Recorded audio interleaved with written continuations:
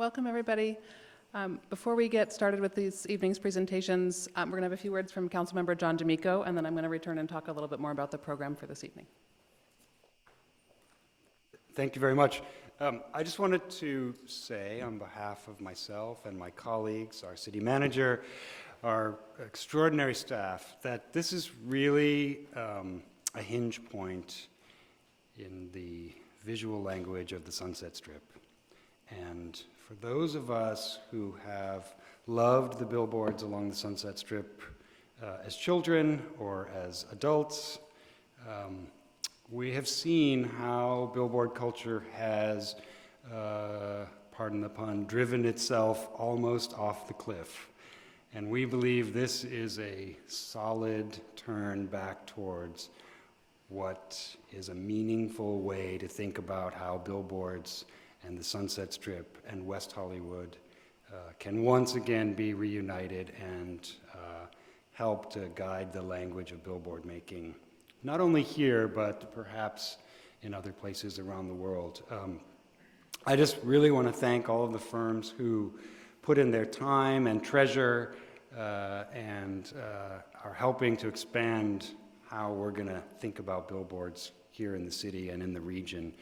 And we're all hopeful that this will be part of a multiplier effect, that yes, we're going to choose one, but we're hopeful that we'll be choosing many, and this will really excite and change what's happening along the Sunset Strip. So I want to get to the presentations.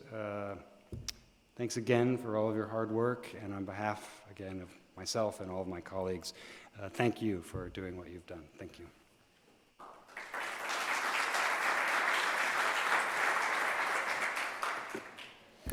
So good evening again. My name is Bianca Siegel. I'm the manager of the Long Range and Mobility Planning Division for the city, and welcome to all of you. We're really excited to have these four fabulous teams here and the public here to see this incredible work as well. Before we begin the presentations, I wanted to take a moment to provide a little bit of context for the project and an overview of our process as well. I'll see if this works. Okay. So we all know the Sunset Strip is a unique place. It's a fabulous confluence of nightlife and entertainment and art and design. Drivers enjoy ever-changing views along its twists and turns, and pedestrians get to immerse themselves in the lights and sounds and smells of the Strip. Billboards have long been a fundamental visual element of the Sunset experience. In the 1960s and 70s, musicians knew they had made it when they got aboard on the Strip. People came here to see those unique signs and to experience the music and the entertainment that they advertised. The music industry and the outdoor advertising industry have evolved since that time, and the city is recognizing that billboards are still an important part of the Sunset experience and sees the importance of encouraging the creativity and quality and that only on Sunset excitement that those signs once had. The city first encoded the concept of creative billboards in 1996 with our Sunset specific plan. And since that time, we've been really mindful about how to support the visual excitement of offsite advertising while making sure that the billboards are also good neighbors. So the city is in the process of studying amendments to our existing policies that govern billboards and tall wall signs on Sunset. And the policy study is a comprehensive evaluation of economic, urban design, land use, and technological aspects of offsite advertising. And one component of that study seeks to proactively address the question of appropriately regulating digital signage. Our goal is to continue to elevate the experience and the image and the potential of the Sunset Strip, and the vision is of a vibrant destination that features unique signs that can only be seen in West Hollywood. The sign that we're discussing tonight is a pilot project. It will allow the city and the public to evaluate the creative potential of well-managed and well-designed digital signage as we consider those policy changes for the boulevard. With this pilot project and potential enhancements to our existing policies, the city's helping to set the tone.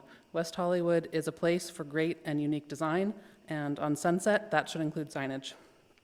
In so many places, billboards are a background issue or a nuisance, and here in this context, with appropriate guidelines and with excellent design, we think there's the potential to have them be positive contributors to the environment, to engage the pedestrian experience in new ways, and even to help create memorable and enjoyable public spaces. Last year, we issued a request for proposals for a digital pilot sign to replace an existing billboard on city-owned property. And we were really pleased with the response to that request. We got proposals from 9 teams from all over the world, and it really reinforced our belief that Sunset is a unique place where outdoor advertising has the potential to be elevated to an art form. After reviewing those proposals, we identified 4 exemplary projects, and tonight we're having the public presentations for the 4 finalist teams. Thank you all for your hard work. Each proposal conforms to the same guidelines, a maximum of 1,000 square feet of digital signage and a maximum of 500 square feet of static signage, height limitation, strict limitations on the brightness of the sign, and other guidelines. We also specified that the shape and the configuration of the sign and the support structure had to be unique. The teams should include a range of design disciplines, and that the concept should truly exemplify innovative design and programming. As you'll see, the proposed pilot projects are very exciting, each with a different point of view, and really meld innovation and placemaking and contemporary technology and media. Each of the 4 teams will make a presentation of approximately 10 minutes, and following those presentations, we'll invite the audience to share your comments. For those members of the public who wish to speak, if you would please fill out a speaker slip, which are available on the back table, and turn that in to David Gillig, who's sitting up here. We also encourage you to share your written comments. There are written comment cards available on the back table as well, and you can turn those into any of the city staff members who are here tonight. So the 4 teams are presenting, obviously, to each other, to our review team, and to the public this evening.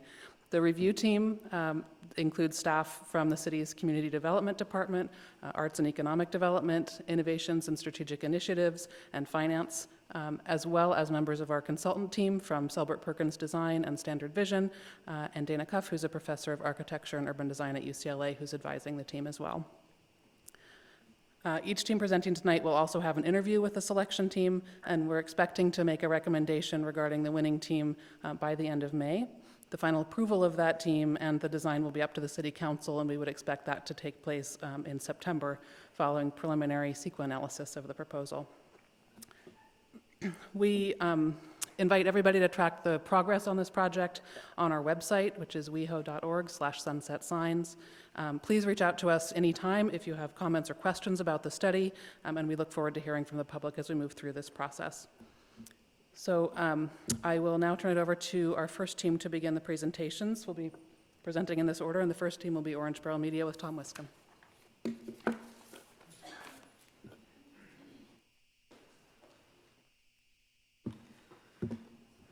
Okay, so are we up?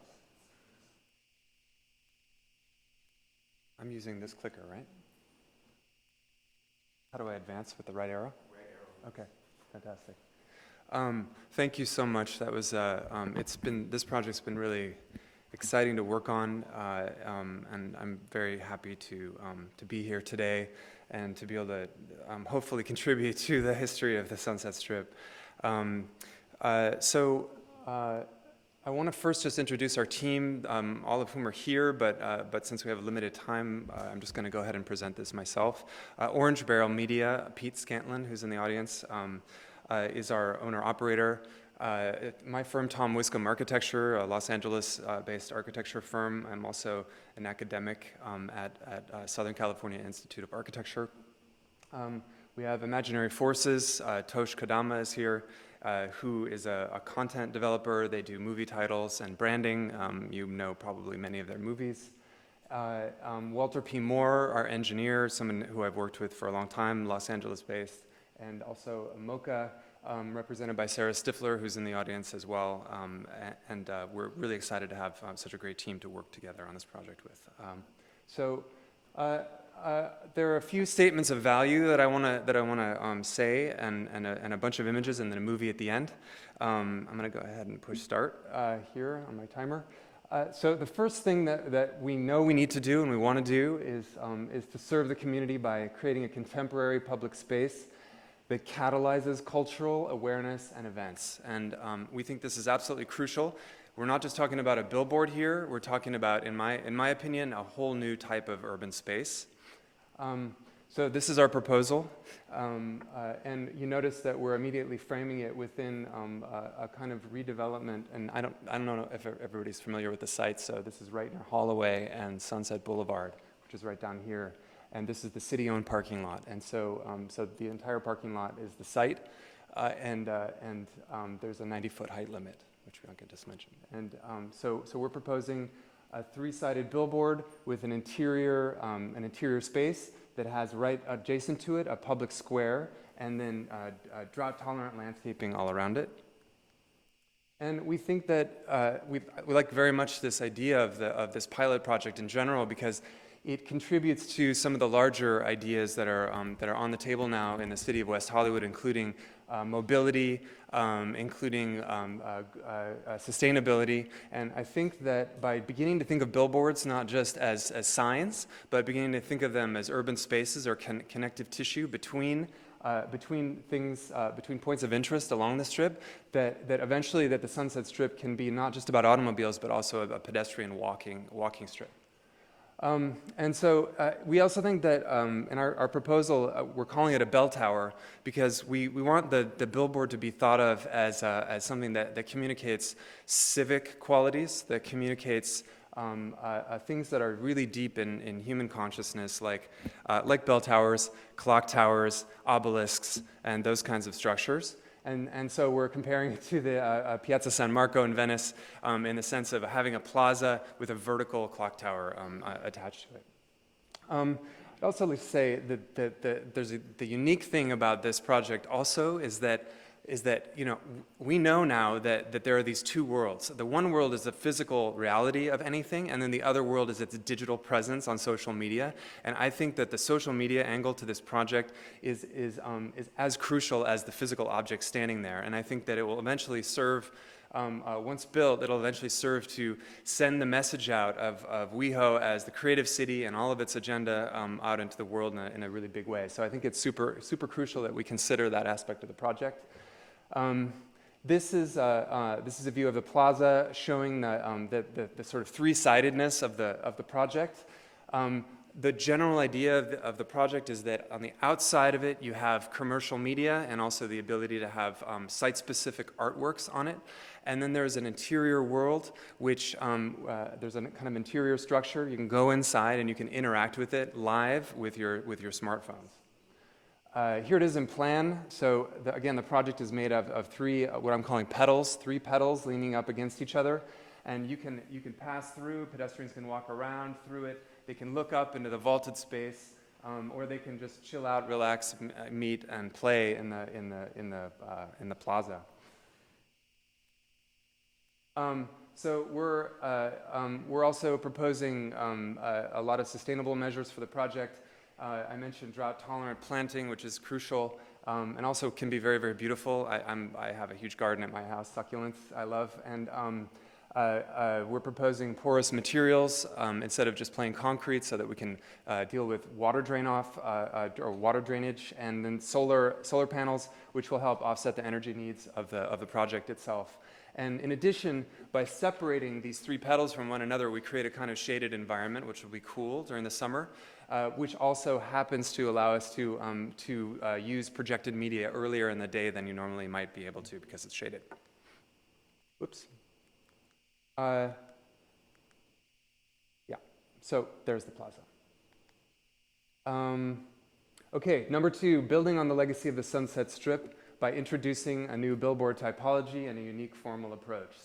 So yeah, as we were just hearing, really exciting to look back at the 60s and the 70s and look at these billboards that are starting to become 3-dimensional. They're starting to break the edge of the rectangular billboard, and you're even starting to get bands like the Doors that are actually going up onto the billboard for promotional experiences. And we thought that all of this is really exciting.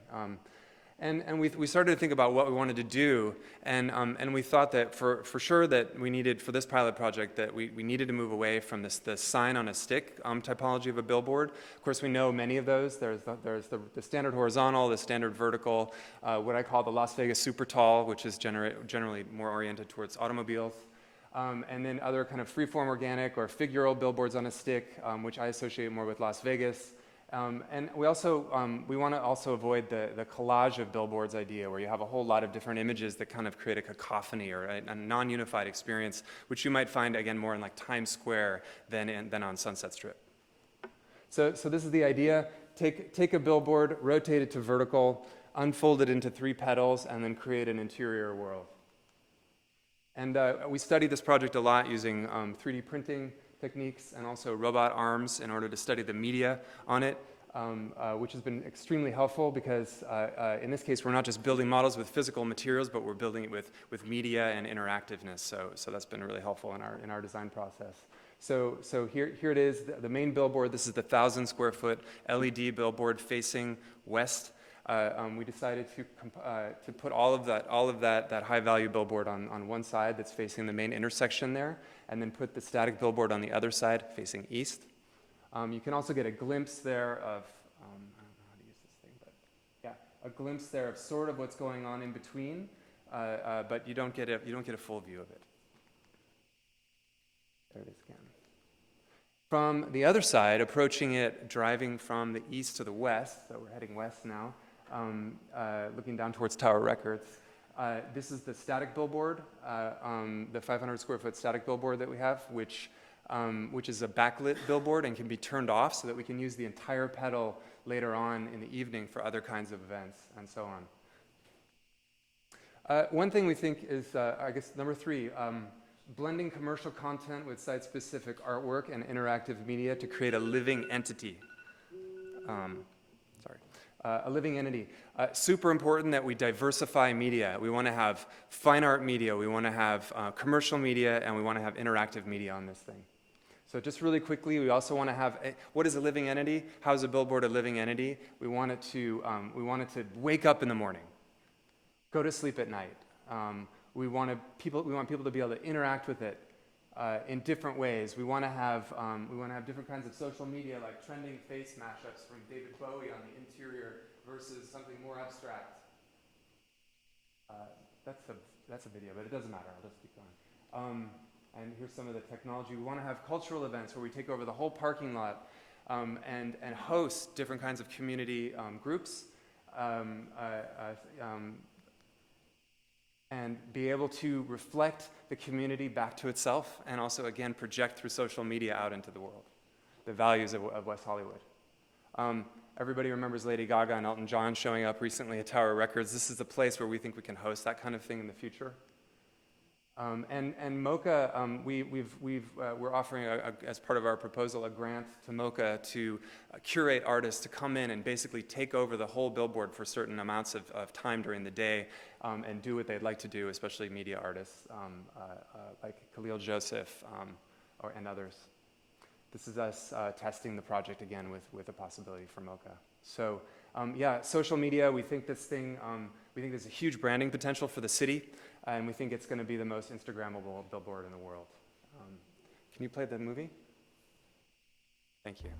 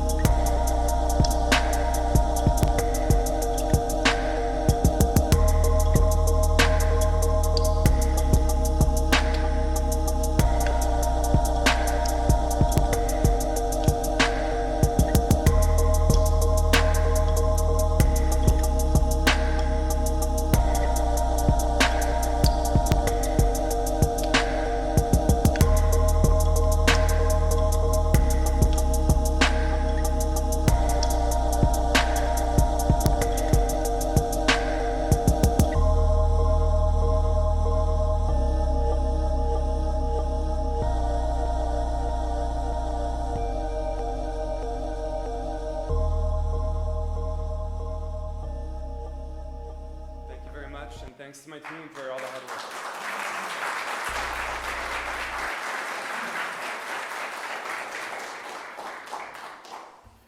Thank you. The next team will be Outfront Media with Gensler and the Mac Center. Thank you for that. And I'll just remind the presenters, please speak into the microphone. We are recording these presentations.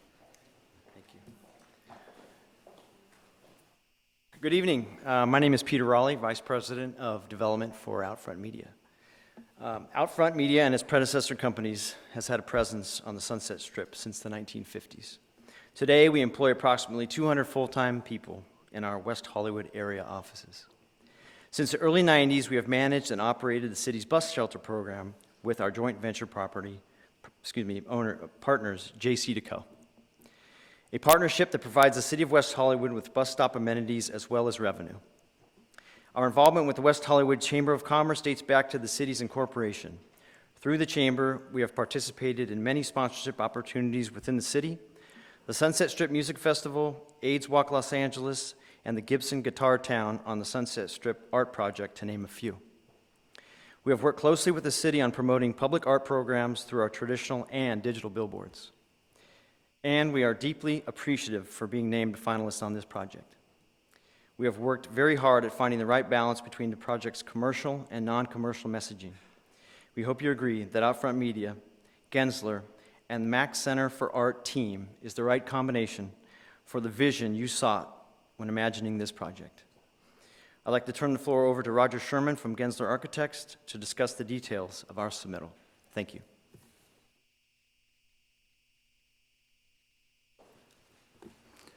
Thanks, Peter. And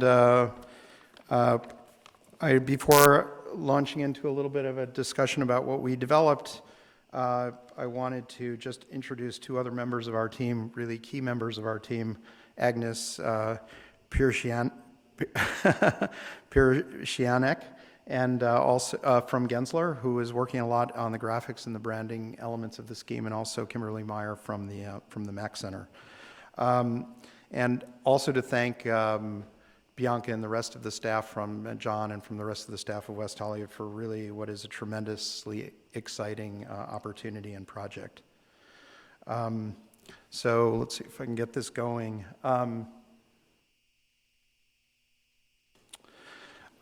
We began with a very important assumption, and I think what distinguishes our approach from many of the others who submitted at the outset of this competition. We look at Sunset, though its predominant image is one of being comprised of billboards. It also has, for the same period of time, been associated with events and happenings associated with the music and entertainment industry, as you can see, dating back to 77 Sunset Strip, but also more recently, the Sunset Music Festival, which we understand is not happening so much anymore, but in some ways really points to the fact that there's a lot of stuff going on behind the scenes that is not visible to the city at large, but does appear out in the media. And so we asked ourselves whether it was possible to leverage all of that activity that was happening in a way that actually could provide the kind of content for the activation of a kind of public space that the world has never seen before, and that really redefines what it means to create a 21st century public space. Number one, that public space on the Strip. Number two, and specifically in West Hollywood, which has the reputation for merging art with lifestyle, and where people are free to express their differentness. So we thought a little bit about what this might mean in terms of the coincidence with the change from the 2D of the Marlboro Man to the 3D of digital technology. And for us, that meant that we were interested in not creating necessarily simply an object, but rather to move into space and environment, the creation of true immersive experience itself. Could that be taken out into public space? So our idea was to create a kind of sound and light stage, or a mediatheque, outdoor mediatheque, for the naturally occurring drama that is life on the Strip, to reflect back on itself as well as to broadcast to the world at large. That is to say, we were less interested in simply creating passive spectatorship where we were delivering all the excitement only on the screen, but rather to make that more interactive with a lot of the drama, which is the reason for people coming to the Strip. They come to the Strip not just to drive past the billboards, but actually to visit places that are destinations, where things are really happening in real time with real people, and that what's really missing, if anything, is the connection between the first and the second. The image of the billboard and that content and what's actually happening by the people who are producing the content. So we were interested not just in creating kind of digital illusion, but also through illusion through digital. But we were interested in creating different kinds of optical illusion, in which visual interest is created in the space itself, not just in the image that's moving, and by linking that to a kind of form of augmented reality, where the digital content and effects conspire along with analog experience, that is the traditional experience that you find in the pre-digital world, which brings back some of Sunset. So this, for instance, is a wrinkled curtain by an artist who is working with both projection and with the surface itself. And so the idea was, in effect, to use new media to combine what we're calling a VJ mix of advertising, art, and social life. And we'll talk a little bit about some of the devices that we use, such as this Selfie Stage that I'll talk to a little bit underneath the large horizontal LED screen that you're looking at here in the close-up, and the vinyl screens, which are disposed along the right side of the slide and also elsewhere. So events actually take place on the stage.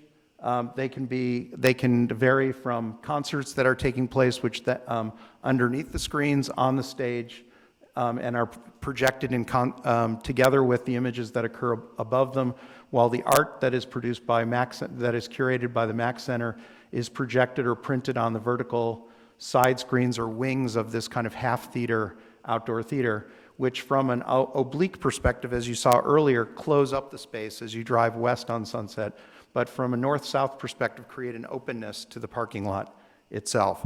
So as a consequence, you'll see that there's a very different experience of the site moving in the western direction than from the eastern direction.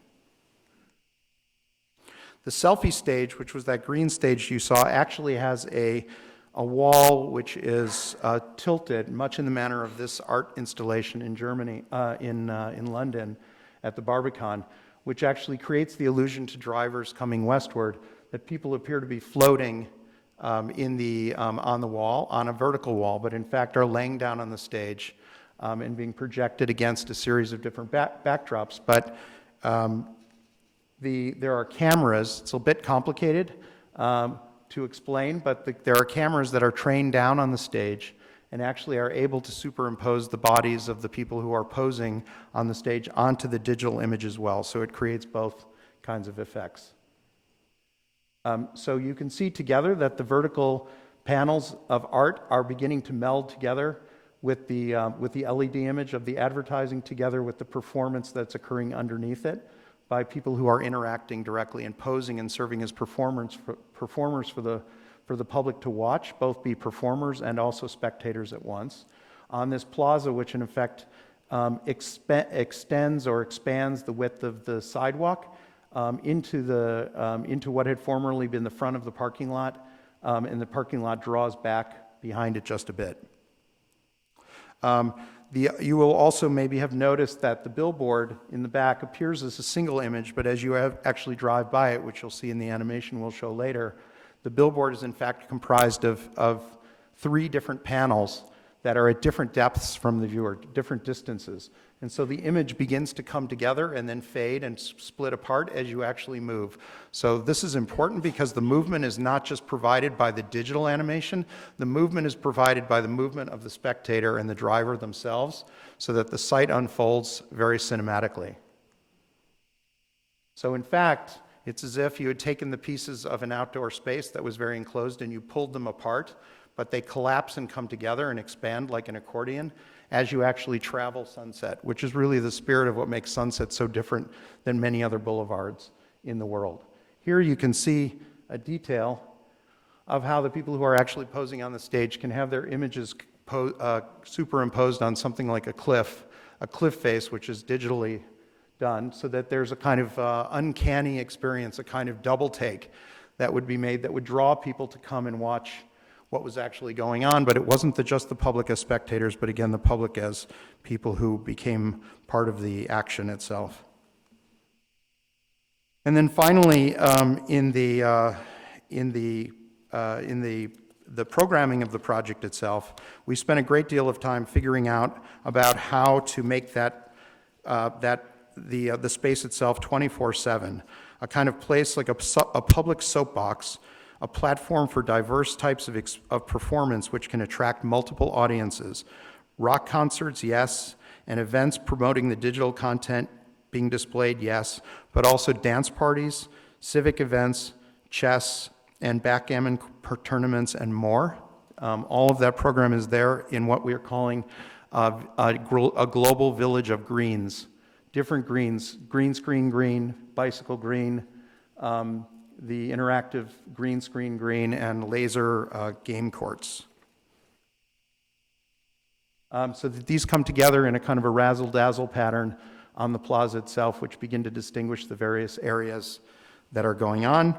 And of course, these also require a set of, as does any good movie, kind of lights and cameras for the action, because the lighting is really crucial to creating different ambiances. Remember, it's about the ambiances. It's not looking at the fixtures. It's the effects that the fixtures enable. So we have kind of a dance floor, has Saturday Night Fever-like floor lights in the pavement. There are crane lights that are paired with phosphorescent paint that glow after the lights hit them. There are LED-operated seesaws and bike racks, laser-lit chess and backgammon courts, and a bit more. So with that, I'm going to give the mic over to Agnes, who's going to talk just a little bit about the social media component as well. Thank you.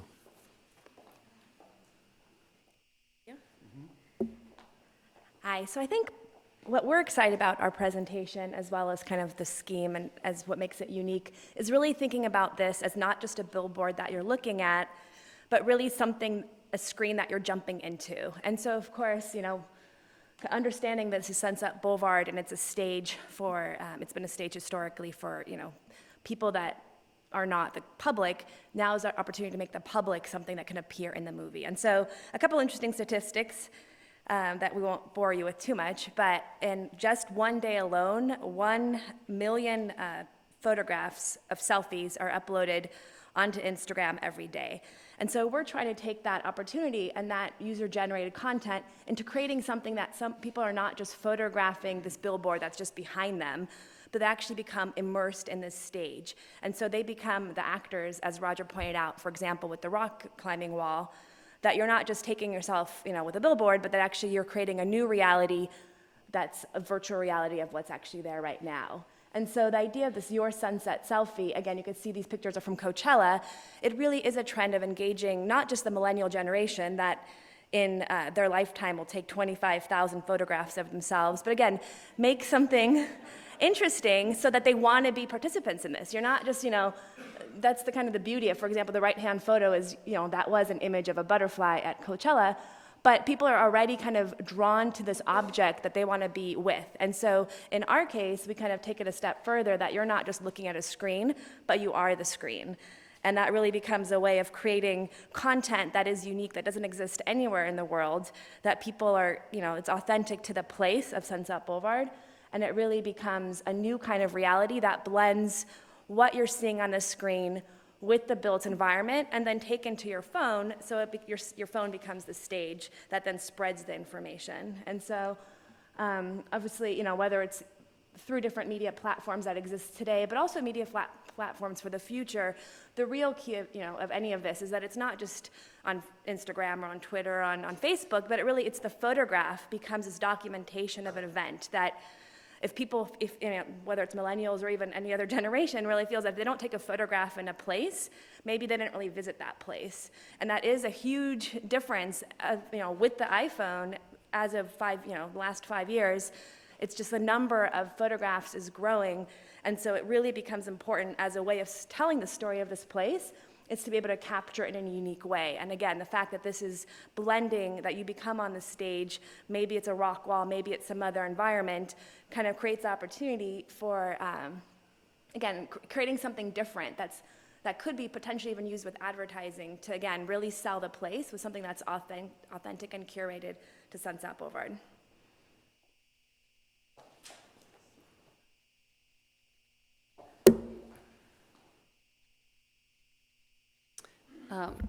The Mack Center has a pretty long history of working with billboards and with artists, and so I think that when Roger tapped me, he had that in mind. So we feel that it's important that if we're going to make a public space that's, doing advertising and encouraging interaction and kind of like public participation, it's also very important to have the art there. And the role of the artist, we feel, is to sort of kind of let us have that moment of stepping back, taking stock of the whole situation, understanding media and space, urban space, in a kind of a context, and to sort of let us take it all in with a kind of critical outlook.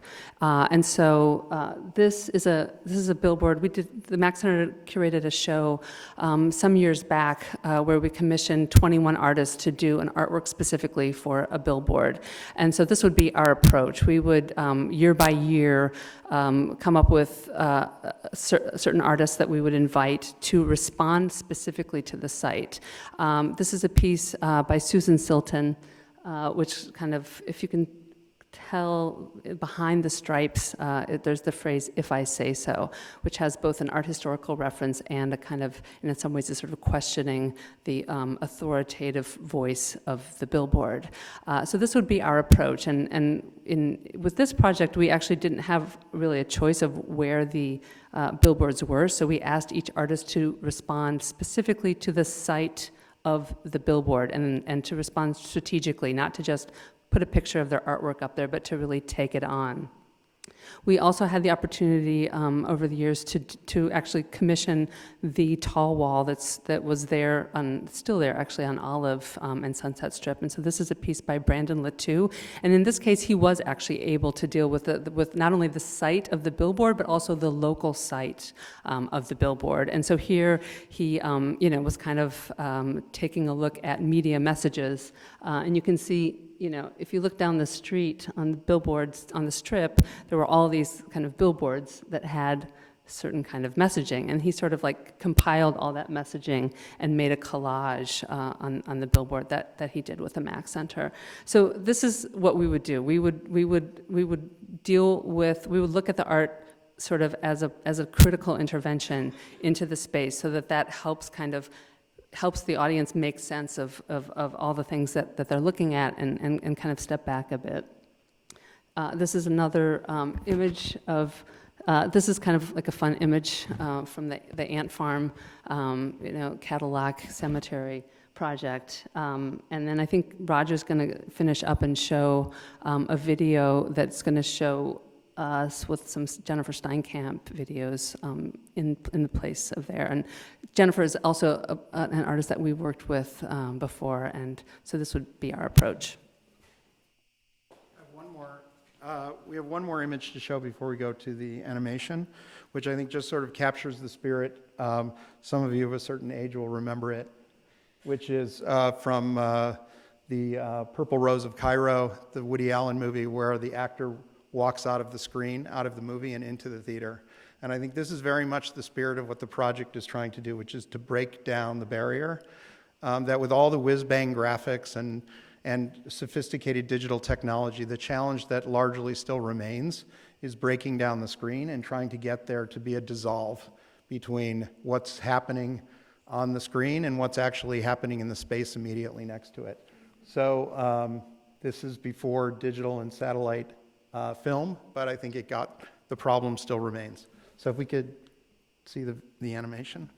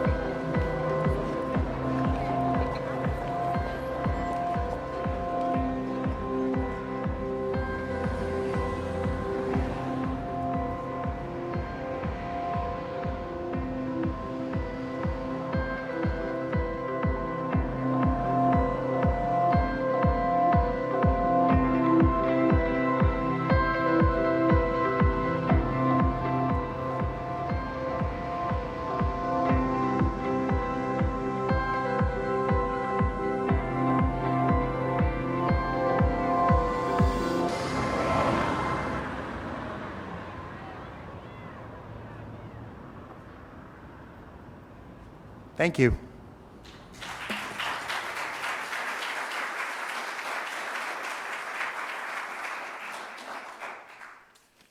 Our next presenters are from JC Deco with Zaha Hadid Project Management.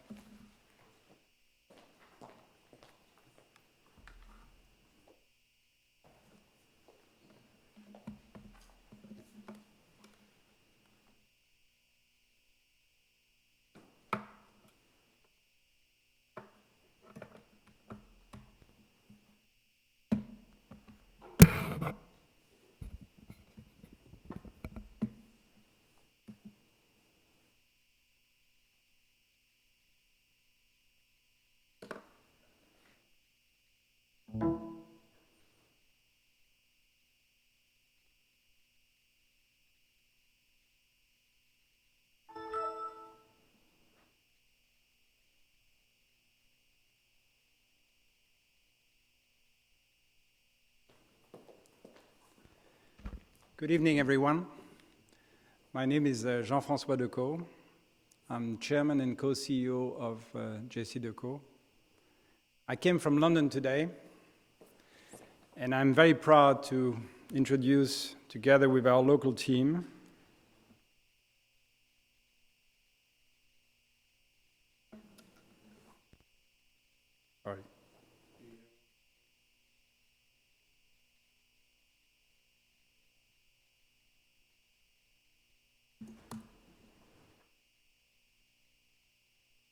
It was working earlier.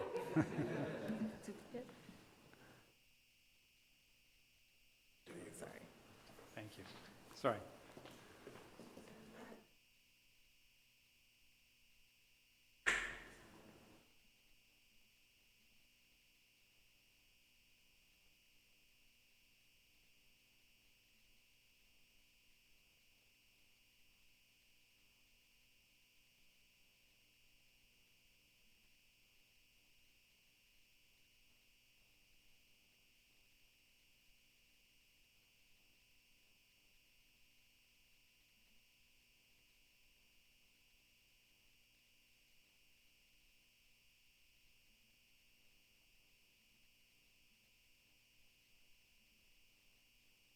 The clock is not running. Thank you.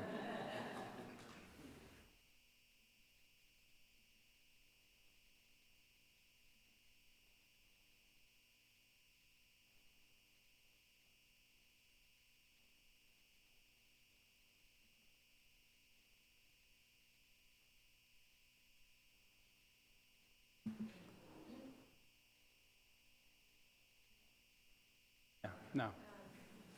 Thank you.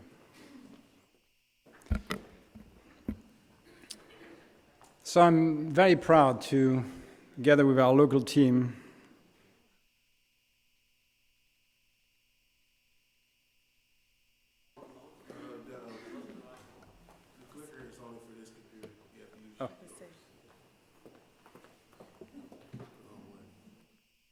So very proud, as I said, together with our local team, to introduce one of the last design works from Zaha Hadid, whom I worked with on this very exciting project before she passed away. So thank you for the City of West Hollywood for basically having a very inspiring brief, challenging all of us to come up with a new language for the signage that you're going to implement on the Strip and elsewhere. I think you're at a turning point in the history of your streetscape, and we are delighted to participate in this competition. And I would like to start by showing you the movie.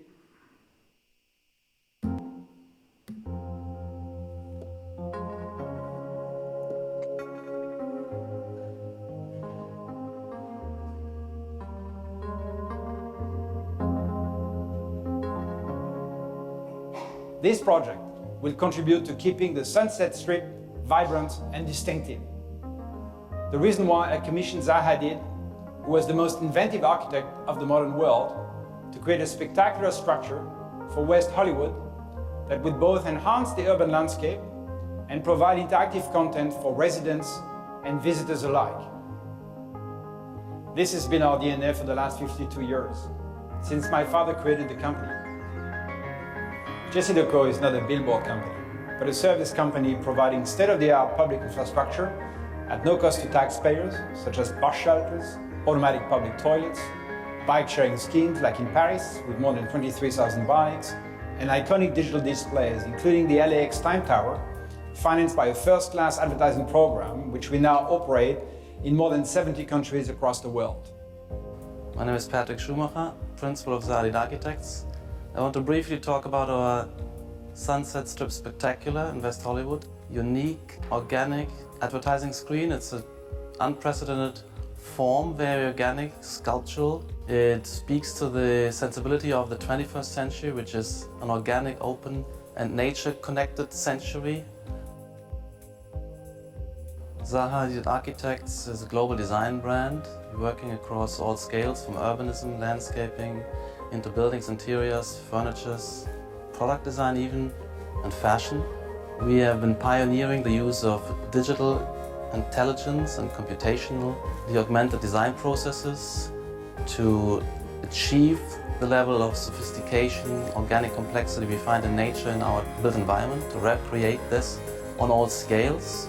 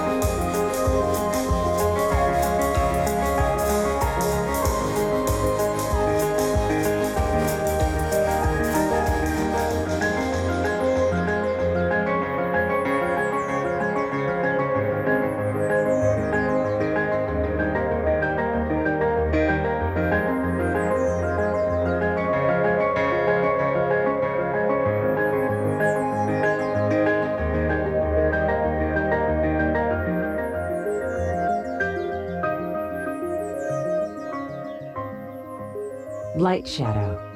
The plaza will include customized lighting, which responds to movement.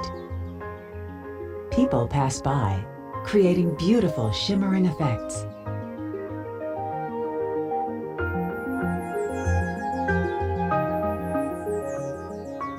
Campaign U is an exciting chance to be a part of an ad on the Sunset Strip. With the click of a button, take a photo, crop, and send it in. You've become a part of the campaign.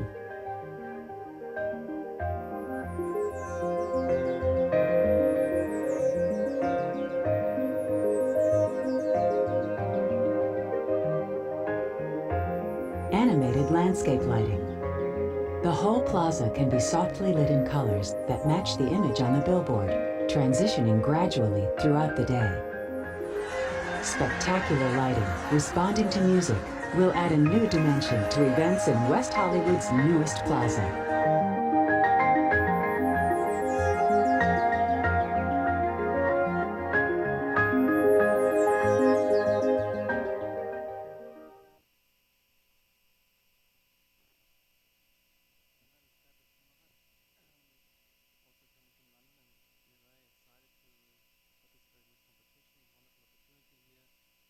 The 21st century plaza, public space, where I feel the opportunity is to fuse that media communication with immediate spatial communication.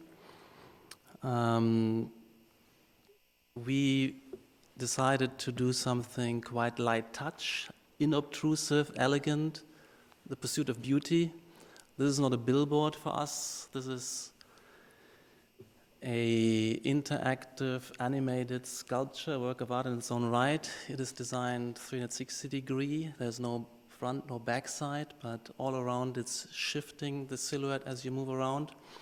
And I think it will be a lovely and delightful place to gather around, and that's the new idea here, I guess, to create a space of interaction for the community, connecting West Hollywood with its constituency through a community announcement, public service announcement, but also to gather among constituents and use Wi-Fi, use the supply of water and bike parking, etc., to connect from there to the world through some of those themes we saw earlier with the self-embedding into the images. Zahadid Architects and Zahadid has been particularly unique with the artistic credibility of our work with monographic shows at the Guggenheim Museum. Only Frank Gehry had that before, and we've had a recent show at Hermitage in St. Petersburg, and we've designed museums in various places in the National Museum of Contemporary Art and Architecture in Rome.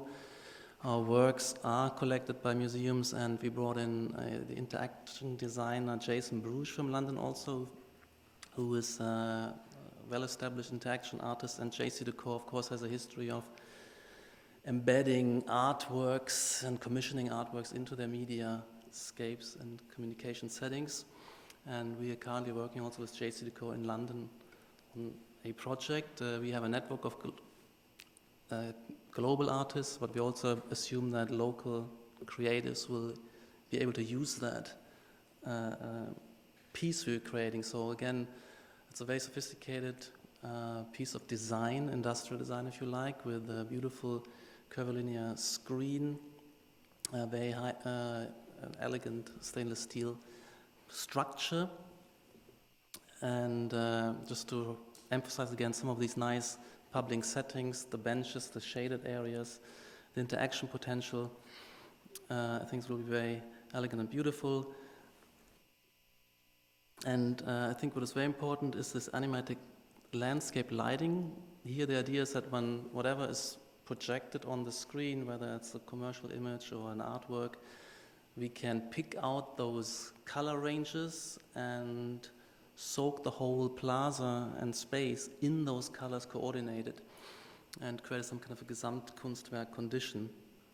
Of course, there's a place of diversity. I think there is the car park which can be cleared out, and you have the opportunity to create event spaces where the screen becomes the announcement, the activator, the backdrop to a stage for music events, for various interaction events, which I think this is what we're aiming for and hope to achieve. So that is my pitch to you guys.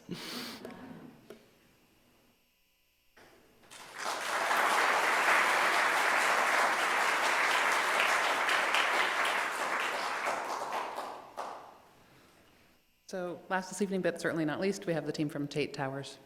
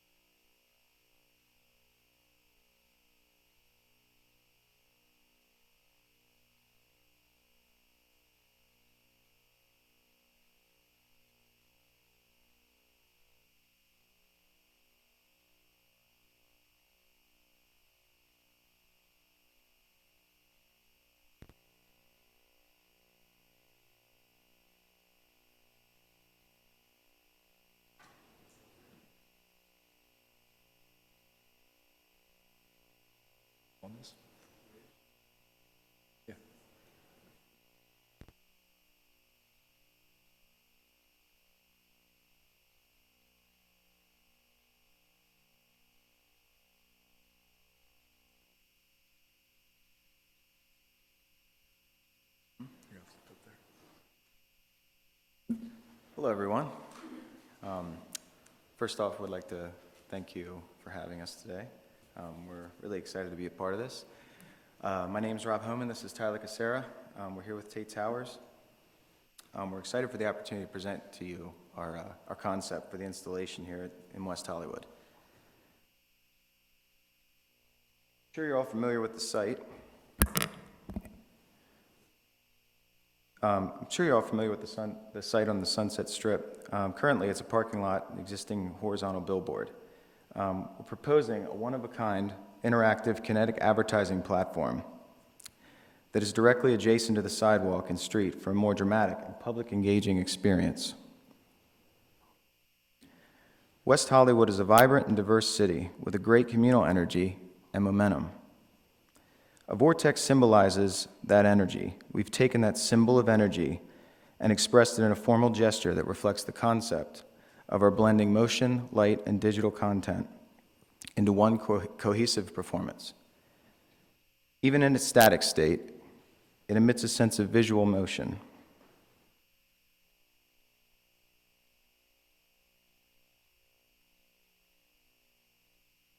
The Sunset Strip in West Hollywood is iconic for its density of off-site signage. West Hollywood has a reputation of being a progressive and forward-thinking community, ahead of the curve, a city in motion.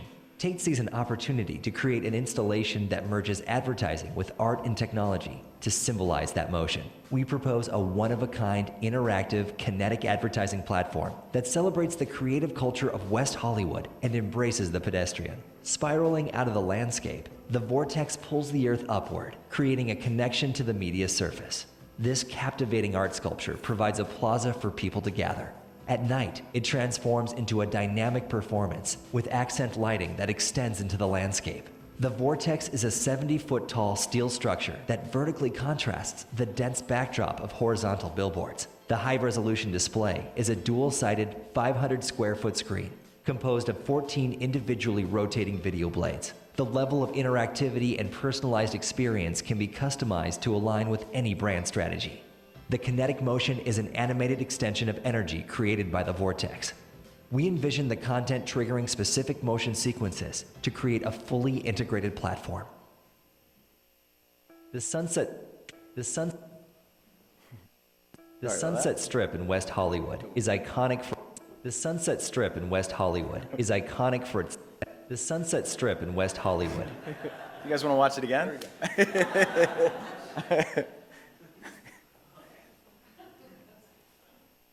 So just to reiterate on some of the features, the vortex is a 70-foot tall steel structure, and it vertically contrasts the dense background and backdrop of horizontal billboards. So it's kind of has a really standout, iconic visual look to it. The high-resolution display is a dual-sided 500-square-foot screen composed of 14 individually rotating blades. Directly below this, a gradient of lower resolution video offers an extension of that high-res content. The kinetic motion is an animated expression of the energy created by the vortex. The content triggers specific motion sequences to create a fully integrated platform. In addition, the accent lighting traces the edges of the vortex, acting as an anchor to the plaza and landscape. And within that landscape, or within that plaza, free Wi-Fi is available through a free subscription within the city's official app. Brand mode will be the typical static state. But when show mode begins, edge lighting triggers the content, which further triggers the motion into a dynamic and cohesive and engaging performance.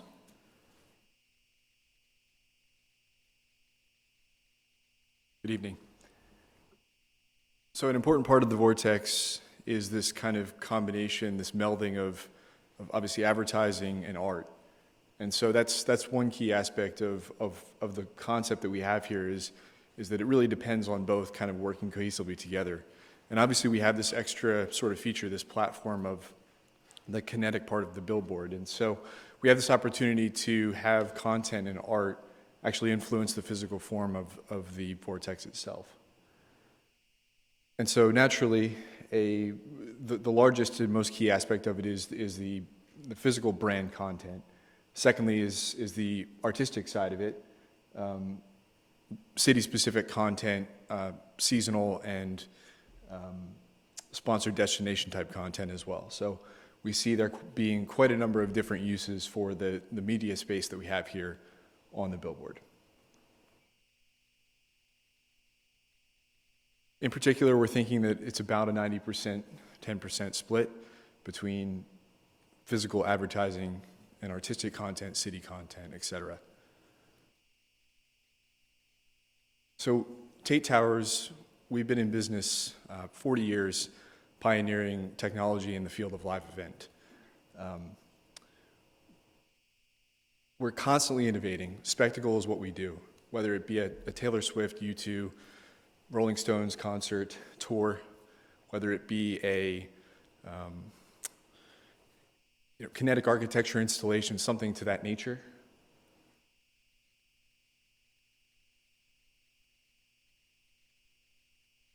Brands like Google, Facebook, Snapchat, these companies are already our clients. We have direct access to these brands and feel very confident in the numbers that we have put forth as far as the minimum city guarantees. We've gotten tremendous feedback from these brands and feel, as I said, extremely confident in those numbers. Tate's known for putting, in the world of live entertainment, the roll in rock and roll. Tate is also known for putting the spectacle in spectacular. So if the city and the people here in West Hollywood are just looking for another billboard, frankly, we're probably not the right partner for the city or this project. However, we feel that the city is really after a landmark attraction, a landmark spectacular, which we want to bring to the city by combining technology and art to create a never-before-seen marketing platform. And that's why we're here, and we look forward to being able to bring that to the city in the future. So that's it for us. Thank you. Thank you.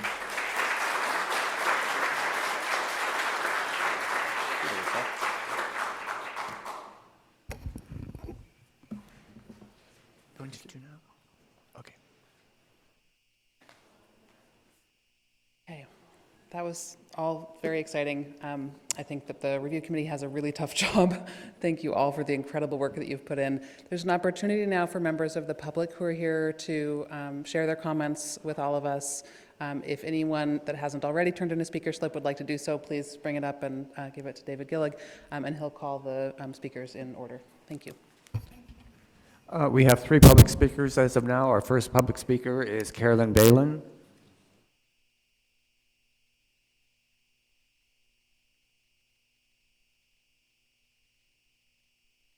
And you get 3 minutes to speak.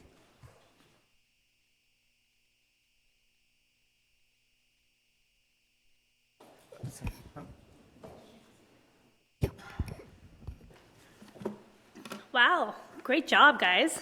This is exciting for the community.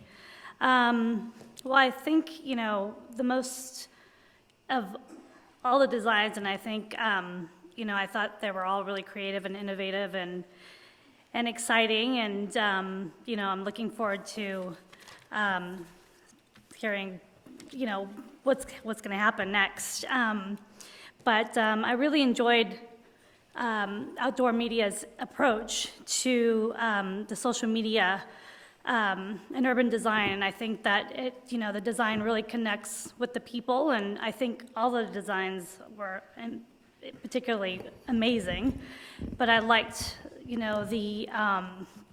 I just felt that that it really provides more of a media presence and impact. That doesn't really impact the Hollywood Hills as far as because I felt like all the designs were really tall and they were impacting the Hollywood Hills, and I really thought that Outdoor Media's project was colorful and innovative and grabbed my attention, and I wish everybody the best. Thank you.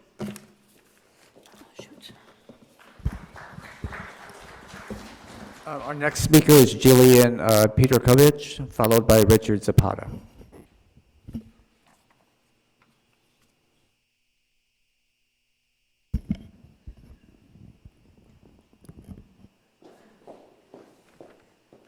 So I wanted to say that I love them all as well. They all had aspects of strength and weakness. The bell tower, the sustainability aspect is so very important.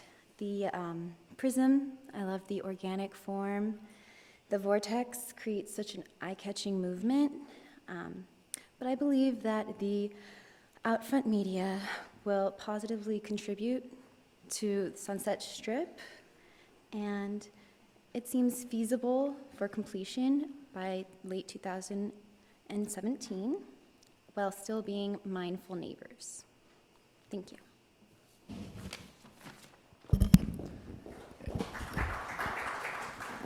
And our last speaker is Richard Zamata.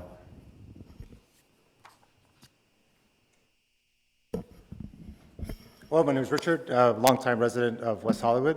I'm an architect, and I thought, first of all, very exciting to see this kind of a project. I know the whole billboard genre was getting a little stale, especially with such competition from other parts of the world. And so it's exciting to kind of see this type of project, this type of competition, kind of maybe have Sunset become again avant-garde in the billboard and media projection field.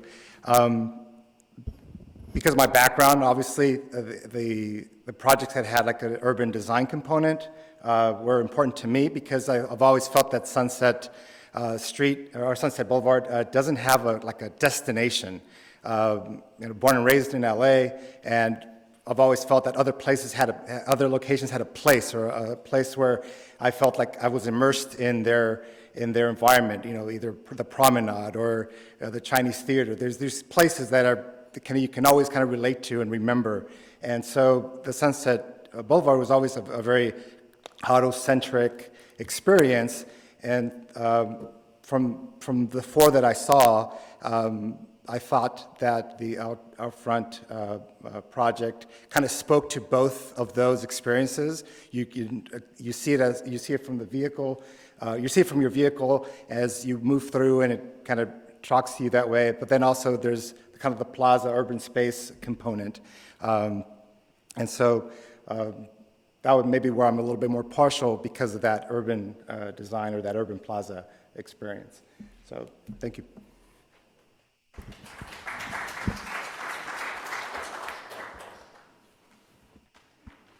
Okay, so that concludes our presentations this evening. Many sincere thanks again to all of the teams. This is, I think, truly an exciting moment for the city, and we deeply appreciate your work on this project. And we look forward to talking with you further in the interviews tomorrow, and to hopefully announcing the recommended winner shortly. Thank you all.